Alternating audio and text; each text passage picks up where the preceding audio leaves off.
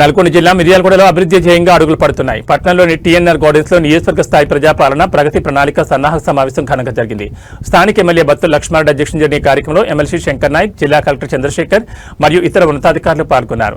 నియోజకవర్గ అభివృద్ధికి ప్రజాప్రతినిధులు, అధికారులు సమన్వయంతో పనిచేయాలని ఈ సందర్భంగా ఎమ్మెల్యే బత్తుల లక్ష్మారెడ్డి పిలుపునిచ్చారు. మిర్యాలగూడను అభివృద్ధి పదంలో నిలపడానికి అందరూ కలిసికట్టుగా కృషి చేయాలి. నియోజకవర్గంలో పేదలకు విద్య, వైద్య సదుపాయాలు అందేలా కలెక్టర్ ప్రత్యేక చొరవ తీసుకోవాలి. యూరియా పంపిణీని మండలాల వారీగా కాకుండా ప్రాథమిక వ్యవసాయ సహకార సంఘాల ద్వారా కేటాయించాలి. సిఎస్ఆర్ నిధులను వెంటనే అభివృద్ధి పనులకు మంజూరు చేయాలని విజ్ఞప్తి చేశారు. నూతన ప్రజాప్రతినిధులు గ్రామాల్లో పర్యటించి సమస్యలను గుర్తించి నిధుల అంచనాలు రూపొందించాలని సూచించారు.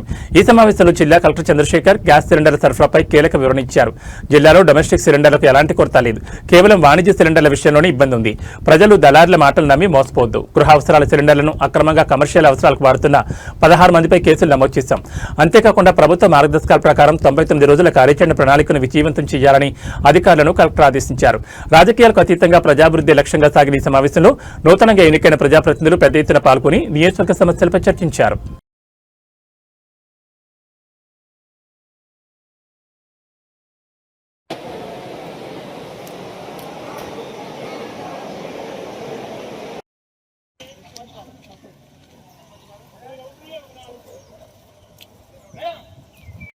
కోసం ఏకమవుతూ తెలంగాణ భవిష్యత్తును రారా చూడండి.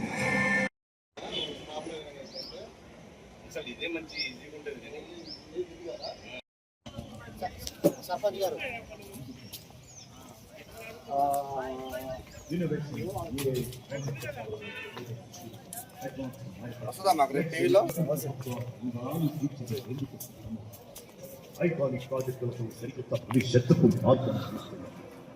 భారత్ ఫ్యూచర్ సిటీ భారతదేశానికి ఆదర్శంగా రేపటి తరానికి అత్యుత్తమ భవిష్యత్తునిచ్చే నగరంగా రూపుదిద్దుకుంటుంది. శ్రీ ప్రకాష్ శంకర్ నాయక్ గారిని, అలాగే గౌరవ sub collector Amit Narayana IAS గారిని సాధారణంగా వేదికకి ఆహ్వానిస్తున్నాం సార్.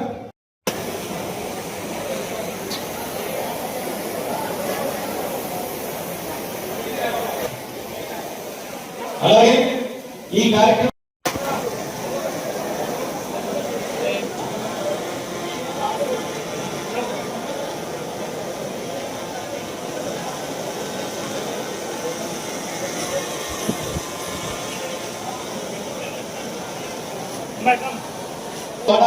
సర్పంచ్ ఇక్కడ కొన్ని చేతి ఖాళీలు ఉన్నాయి సార్. దయచేసి ఇక్కడికి వచ్చేసేయండి సార్. కొంతమంది త్వరగా కూర్చోవాలండి.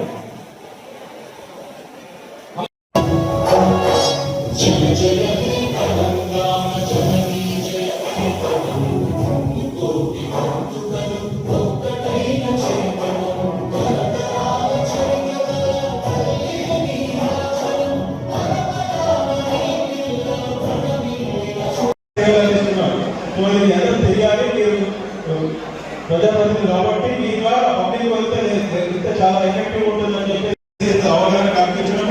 మీరు నమ్ముతున్న నమ్మకం ఎప్పుడన్నా బీపీ టాబ్లెట్స్ చూసారా?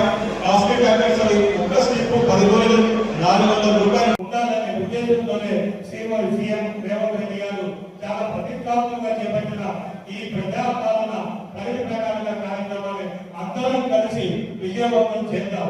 రాజకీయాలు పార్టీలకు ఎన్నికల వరకే అభివృద్ధి సంక్షేమ పథకాలు అమలు విషయంలో అందరం సమానమే అనే మిర్యాలగూడ అభివృద్ధి విషయంలో ఏ పార్టీ వారినైనా ఎవరైనా నేరుగా సరే సంప్రదించవచ్చు. ఎవరు ఏమనుకున్నా ఎన్ని అనుకున్నా మిర్యాలగూడ అభివృద్ధి మనందరం లక్ష్యం కావాలి. ముఖ్యంగా వేసవి కాలం అవుతున్నందున ఎక్కడ తాగునీటి సమస్య ఏర్పడకుండా జాగ్రత్తలు తీసుకోవాల్సిన కర్తవ్యం మనందరిపై ఉన్నది. నీటి ఎద్దడున్న ప్రాంతాలలో ఏర్పడి ప్రాంతాలను ముందుగానే గుర్తించి ప్రత్యేకంగా ఏర్పాట్లు చేయవలసిందిగా చేయాలని మనస్ఫూర్తిగా కోరుతున్నాను. విద్యుత్ సమస్యలు పరిష్కరించాలా, లో వోల్టేజ్ సమస్య లేకుండా మున్సిపాలిటీ కార్మికులు డ్రైనేజ్ వ్యవస్థను మెరుగుపరచడంతో పాటు దోమల నివారణకు మెరుగైన ఆర్థిక కోసం ప్రభుత్వంతో పాటు మనం కూడా కృషి చేయాలని మనస్ఫూర్తిగా కోరుతున్నాను. కనీస సౌకర్యాలు అంటే రోడ్లు, విద్యుత్, కరెంటు, డ్రైనేజీ అంశాలు ముందుగా ప్రధానికి ప్రారంభించి ఒక్కటిగా అభివృద్ధి చేసుకోవాలని, అంతేకాక కోతులు, కుక్కలు, గంటలను రక్షించేందుకు అవంతపురం గ్రామంలో ఏర్పాటు చేసిన ఏబీసీ సంఘటన కూడా అతి త్వరగా యుద్ధ ప్రాజెక్టులు పూర్తి చేసి అందుబాటులో తీసుకొస్తామని కూడా మీ అందరికీ తెలియజేస్తున్నా. అలాగే నియోజకవర్గంలో ఉన్న ప్రతి ఒక్కరికి విద్య వైద్య అందించేందుకు అందరూ సమృద్ధిగా కృషి చేద్దాం. నేను కూడా అనే నినాదాన్ని మరింత బలవంతంగా తీసుకుపోయే విధంగా ప్రతి ఒక్క మెంబరు, ప్రతి ఒక్క సభ్యుడు, ప్రతి ఒక్క సామాజిక వేత్త ఒక సేవకుడిగా పనిచేయాలని మనస్ఫూర్తిగా తెలియజేస్తున్నా.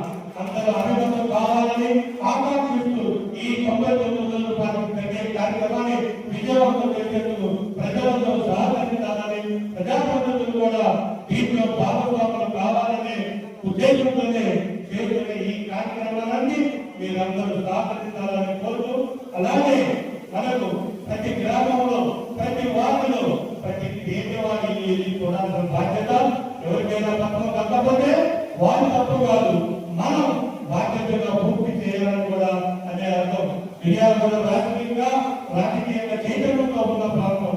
ఇక్కడ ప్రజలు ఎంతో గౌరవించాలో, ఎవరిని ఎక్కడ ప్రశ్నించాలో కూడా కూడా ప్రజలకు తెలుసు. ప్రజల సేవకు సేవ చేయాలో ఇది మన బాధ్యత, మన కర్తవ్యం, మన సంకల్పం అని చెప్తూ, అలాగే మిగతాది కూడా పేదవాడి ఇంటి గడప దాటినప్పుడే మాత్రమే ప్రభుత్వ పథకానికి నిజమైన అర్థం ఉంటుంది. రాజకీయాలు ఎన్నికల వరకే కానీ ప్రజాసేవ జీవితంలో ఉంటుందని కూడా గుర్తుంచుకోవాలి. విజయవాడలో అర్హులైన ప్రతి పేదవారికి పథకం తప్పకపోతే అది మన అందరి బాధ్యత అవుతుందని ప్రజలు నాయకులు గెలిపిస్తారు. కానీ సేవ చేయని వారి చరిత్ర మర్చిపోదని కూడా నేను తెలియజేస్తున్నా. ప్రజలకి అధికారాన్ని పదవిగా కాకుండా బాధ్యతగా తీసుకుని మనందరం అభివృద్ధి సాధ్యంగా చేసుకోవాలని చెప్తూ, మాటలు చెప్పడం సులభం, మాటలు చాలా సులభం. ఎందుకంటే లోటు లేకపోయినప్పుడు ఎక్కడ కానీ మనం మాట్లాడుకోవచ్చు, ఎక్కడ కూర్చున్నా మాటలకి పేదలకు తేడా ఉండదు. కానీ దాని యొక్క బాధ్యత స్వీకరించి దాని బాధ్యతను పేదవారికి అందించే విధంగా కష్టపడి పనిచేయాలనేది నా కోరిక. అదే విధమైన నాయకత్వం కూడా తెలియబడుతున్నా. ప్రజల ఆశలు నెరవేరినప్పుడే ప్రజాపాలన విలువ ఉంటుంది. అభివృద్ధి కోసం రాజకీయాలు కాకుండా మనందరూ ఐక్యమతో పోరాడాలని కూడా ఈ వేదిక నుంచి పిలుపునిస్తున్నా.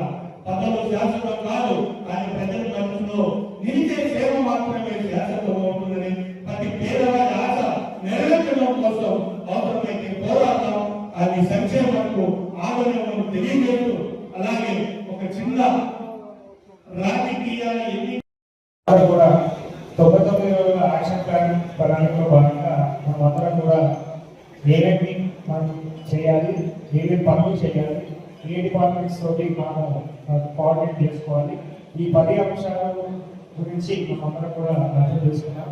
సో నిన్ననే గౌరవ మంత్రి గారు అధ్యక్షతన నిన్న మన సర్పంచ్లకి, అట్లాగే మున్సిపల్ వార్డ్ కౌన్సిలర్కి, చైర్పర్సన్కి నిన్న సమావేశం ఏర్పాటు చేయడం జరిగింది.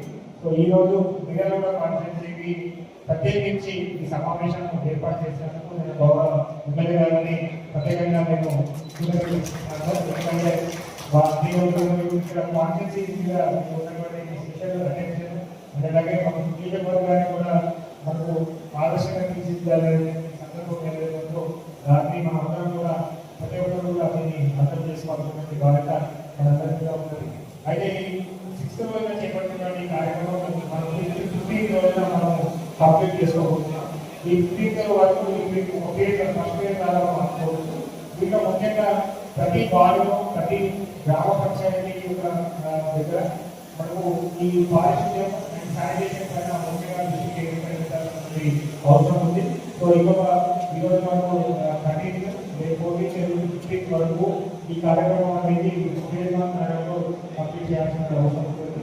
సో ఈ 3 రోజుల్లో కూడా ఇంకా మీ గ్రామంలో కనుక చెత్త ప్రదేశాలు ఉన్నా, లేదంటే టెంపుల్స్ దగ్గర కానీ, లేకపోతే ఇంకా ఇతర ఇన్స్టిట్యూషన్ దగ్గర కూడా హాస్పిటల్లో కానీ ఉంటే కనుక అన్నింటినీ కూడా క్లీన్ చేసుకోవాల్సిందిగా తెలియజేస్తున్నాను. అలాగే మనకు స్కూల్స్ కానీ, లేకపోతే హాస్టల్స్ కానీ ఇక్కడ అన్నీ కూడా మీరు అందరూ కూడా విజిట్ చేసి అక్కడ ఉన్నటువంటి ఏదైనా